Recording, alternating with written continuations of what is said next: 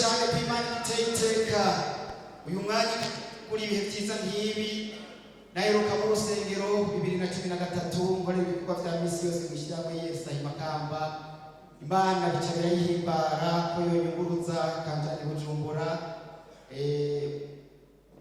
mu bikorwa byo gufasha abantu byo kuburana n'iby'amategeko mu kirundi batwita abashingwamanza mu gifaransa umwavoka ndubatse mfise umugore umwe n'abana babiri yaranyemye kubatasha nkakirizo ntasho biragoye kugaburira abantu bahaze ariko twumvise ko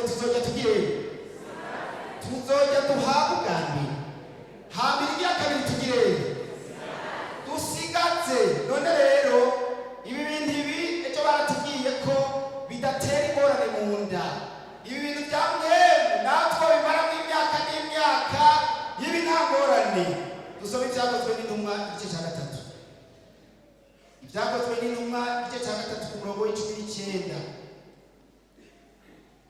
nkimenya yuko nza guhagarara ngaha kugira ngo dusangire ku jambo y'Imana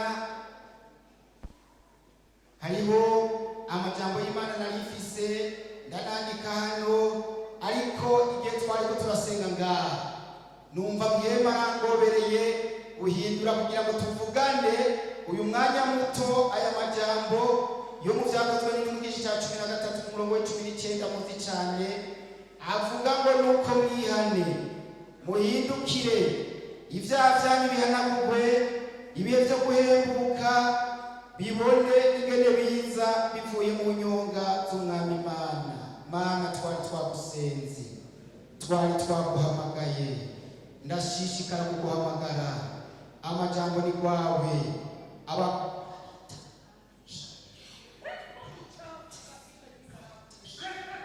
shengero ni kwawe uracyafise ibyo ushobora kuriha nanje ukoresha izobukoze mu izina rya Yesu amen. Abigishwa bahejeje kuzura mpemu yera ibikorwa bya mpemu bica birabandanya isaha 9 Petero na Yohana bagiye kwinjira mu rusengero hari kirema umuntu bari yapfutse amugaye hanyuma ngo akazi kibo kwa gusengereza abinjira mu rusengero abona Petero na Yohana ati narose kuko birashoboka murabizi ko abakozi b'Imana bambara neza ati ibyo byose kuko bariko ubwiza bw'Imana ati mu mufuko hari ikiriyo ndaza kuronka nyarukije Petero ati ifeza n'izahabu tuzigako ntazo dufise ariko hari icyo ufise ni izina rya Yesu w'Umunyazareti girane haguruka acarahaguruka abantu baca barashwaduka kuko yaramaze imyaka myinshi abanyi baraza bakoranira ngakuraba ibibaye Petero baca afata ijambo asigurira abantu ibibaye arabivuga ati ibintu byakozwe na wawe mwabamba hagera igihe biba baratsatsanirwa bati ibintu twobironka gute ibintu bidudubiza ntibitwobironka gute aya mazi yoboneka gute ubushobozi bwoboneka gute Petero ati inzira nini nuko mwihane muhindukire ivyaha vyanyu bihanagurwe kugira ngo ibihe byo guhembuka bibone ingene biza bivuye mu nyonga z'Imana fisiri jambo mpemu ashize mu mutima kubwira abagabo bari hano kubwira abapfasoni bari hano ugwaruka inkumi n'imisore ngo mwihane ivyaha vyanyu bigire bihanagurwe haracari ibyaha bitarahanagurwa biracariho numva mwema ngobera kukubwira ngo ntibihanagurwa n'indirimbo nyinshi ntibihanagurwa nuko bari iminsi mu masengesho ntibihanagurwa nuko wakora ukabivuga ugatanga byinshi ukamenyekana bihanagurwa no kwihana ukavyatura ngo mwihane ibyaha vyanyu bihanagurwe umva Imana arateguye ibihe byiza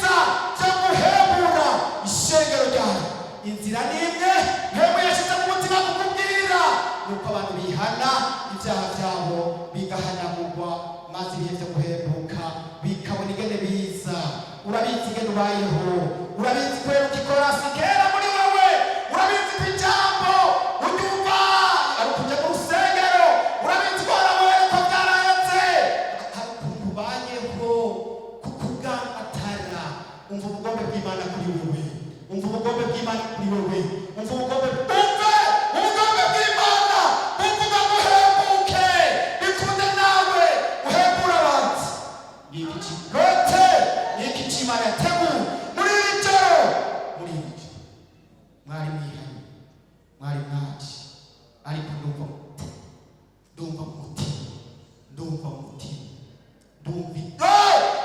kubwira abantu ngo musuye ihane. Ivyaha vyanyu bihanagurwe, kuko hari ahantu bitarahanagurwa, uravyumva ndiko ndavuga nawe? Uribuka kino cya kindi cyo mu mwaka uheze? Impamvu birashoboka ko wanyegeje abantu, birashoboka ko wanyegeje Imana, ariko byaramenyekanye kuvayo. Ewe radiyo ubutumwa bw'amahoro, ndagukunda uraryohera. Igice ni 2 umurongo wa 11. Mose yishe umunyegiputa ahungiye Midiyani. Maze Mose amaze gukura, umusore izina agendera bene wabo, yitegereza ubugene batwazwa itungo. Abona umunyegiputa akubita umuheburayo wabo, yeraguza hirya no hino. Maze abonye ko atawumubona, yica uwo munyegiputa umuvyimba awushira mu musenyi. Bukeye bwaho asubiye kwanduruka, agize atya, aseruka ku bagabo babiri b'abaheburayo bagwana. Abazusindiye uwundi ati, niki gitumye ukubita mugenzawe? Aramwishura ati, ninde yakugize umukuru cyangwa umucamanza wacu? Mbega ugomba kunyica nk'uko wishe wa munyegiputa? Mose aratinya, arivuganya ati, nukuri vyaramenyekanye. Mose umukozi w'Imana, umukozi yavutse, Imana yarateguye nguyu n'uwo kurokora Abisirayeli. Mose ntiyari umupagani, Mose ariko amasezerano. Mose yarinjira, ndiko ndabwira wewe winjira, ndiko ndabwira wewe uririmba, ndiko ndabwira wewe usenga, wewe ukita ku ruhimbi. Mose yari umuntu w'Imana. Mose aragenda abona umunyegiputa bari basindira Umwisirayeli, aca barera kudahi, araraba inyuma, araraba imbere, abona nta n'umwe amubona, aca yibagira hakuru, aribagira kuraba mw'ijuru. Daniel igihe kimwe izina riri gusigura, aragenda abwira umwami ati, ibanga wasobanutse nta bapfumu nta banyamareba bari gushobora kuri gusobanurira, atariko mw'ijuru hari Imana ishura amabanga. Byaramenyekanye mw'ijuru. Icyo kubera cyiza nuko kwihana. Turangirize hariya mu Vyakozwe n'Intumwa igice c'19. Yesu aguhezagire cyane. Imana yagutegura ibihe byiza, nturushe kano karyo. 19 hariya ku murongo w'18, umutwe w'ijambo n'urupapuro rw'156. Umutwe w'ijambo uvuga ngo ijambo ry'Imana rigira ubushobozi muri Efeso. Mbega dukwiza ubutumwa. Mwarasenze kugira ngo ijambo ry'Imana rigire ubushobozi? Mwarasenze? Nagira mbwira abasenzi bari hano, senga senga rigira ubushobozi. Natwe twarasenze nk'abashitsi kugira ngo iki gikorane ijambo ry'Imana rize rigira ubushobozi makamba. 18. Kandi benshi mu bari barize baraza batura ibyo bakoze, baragira ababona abariko barasoma, baragira benshi no mu bakora iby'ubupfumu bakoranya ibitabo byabo by'ubupfumu, babituririra mu maso ya bose, baharura igiciro cyabyo, basanga gishitse ku ntete z'ifeza 50,000. Uko ni ijambo ry'Umwami Yesu ryagwiriye cyane, rigira ubushubasha. Aha ni muri Efeso. Paulo aravuga y'ubutumwa, aranarunga Timoteyo amubwira ati Timoteyo ndagushyizagira guteshe iby'ababandi bigisha ukuri.